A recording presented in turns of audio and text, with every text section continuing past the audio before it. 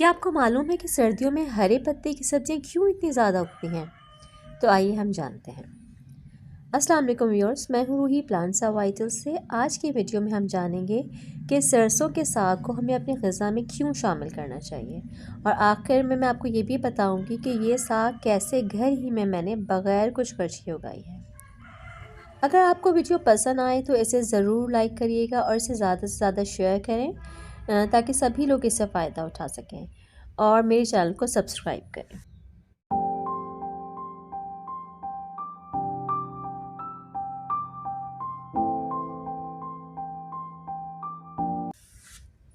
हरे पत्ते की सब्जियां सर्दियों ही में इसलिए बहुत ज़्यादा पैदा होती हैं क्योंकि ये हमें ठंड के असरात से महफूज रखती हैं। सर्दियां आते ही नज़ला, ज़ुकाम, खांसी बहुत बढ़ जाता है। तो आप ज़्यादा से ज़्यादा हरे पत्ते की सब्जियों का इस्तेमाल करें और ठंड के असरात से महफूज रहें। सिर्फ यही नहीं, अगर आप इसके गुण जानेंगे तो यकीनन हैरान होंगे। सरसों का साग एक्सीलेंट सोर्स होता है विटामिन के का, यानी कि इसमें विटामिन के जो है वो बहुत ज़्यादा मकदार में पाया जाता है, और विटामिन के जो है हमारी हड्डियों को बहुत मजबूत बनाता है, और इसके अलावा हमारी हार्ट हेल्थ को यानी कि दिल की सेहत को भी बहुत ज़्यादा अच्छा रखता है।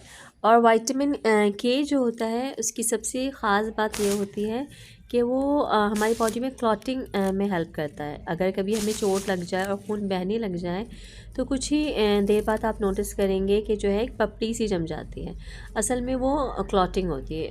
तो जो विटामिन के है वो इस क्लॉटिंग में हेल्प करता है। तो बहुत सी ऐसी बीमारियां होती हैं जिसमें कि मतलब अगर मतलब चोट लग जाती है तो ब्लड रुकता नहीं है। तो अगर ऐसे लोग जो है विटामिन का इंटेक बढ़ा दें और मतलब सरसों का साग इस्तेमाल करने लगें तो फिर वो इस तकलीफ़ में जो है वो आराम उनको मिल सकता है।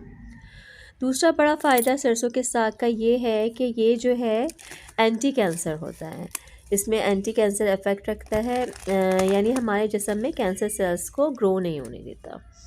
बल्कि अगर कैंसर के मरीज़ इस सब्ज़ी को इस्तेमाल करें तो उनकी जो है मतलब बीमारी में काफ़ी फ़ायदा होगा। और तीसरा कीमती बात इसमें ये होती है कि ये हमारी हार्ट हेल्थ यानी कि दिल की सेहत को बहुत अच्छा रखता है, क्योंकि इसमें विटामिन सी बहुत ज़्यादा होता है। इसके अलावा बीटा कैरोटीन और फ्लेवोनॉइड्स भी बहुत ज़्यादा पाए जाते हैं, और ये सब कार्डियोवैस्कुलर डिजीज़ में मदद करते हैं। तो इसीलिए हमें जो है सरसों के साग को जो है वो अपनी ग़िज़ा में ज़रूर शामिल रखना चाहिए। चलिए अब मैं आपको उसका चौथा फ़ायदा बताती हूँ।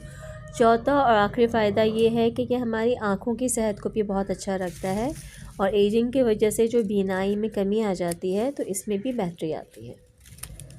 अब इतने ज़्यादा फ़ायदा सुनने के बाद अब यकीनन इस सब्ज़ी को ज़रूर ख़रीद लाएंगे।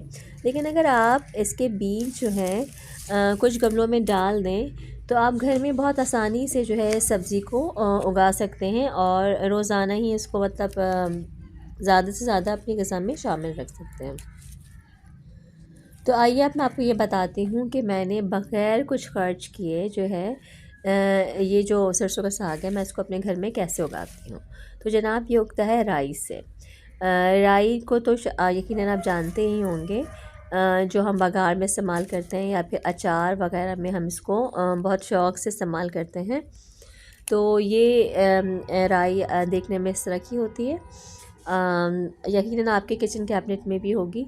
बस इन्हीं राई के दानों से जो है ये बहुत आसानी से सरसों का साग जो है वो उग जाता है, और मैंने तो ये जो है मतलब गर्मियों में भी उगाई है।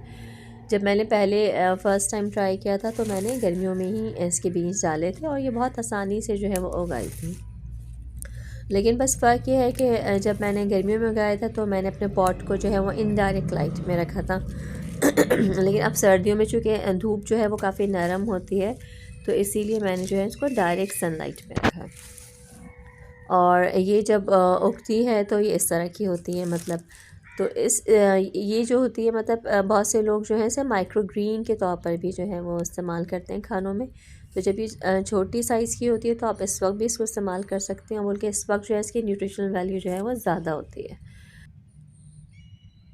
अब मैं आपको बताती हूँ कि इस साग को आप घर में बगैर कुछ खर्च के कैसे उगा सकते हैं। तो आप इसके लिए सबसे पहले ज़रूरी है कि आप जो है जो मिट्टी है वो वेल ड्रेन्ड हो, पोरस हो यानी कि भुरभुरी हो और रिच हो।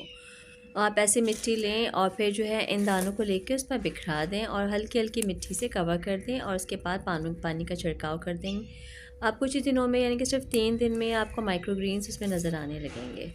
तो आप चाहें तो इसको छोटी जब उसका साइज़ होता है तो उस वक्त भी आप इसको यूज़ कर सकते हैं या फिर ग्रो कर लें। और जैसे कि आपको मार्केट में मिलते हैं बड़े साइज़ के, आप वैसे भी इसको इतना ज़्यादा भी ग्रो कर सकते हैं।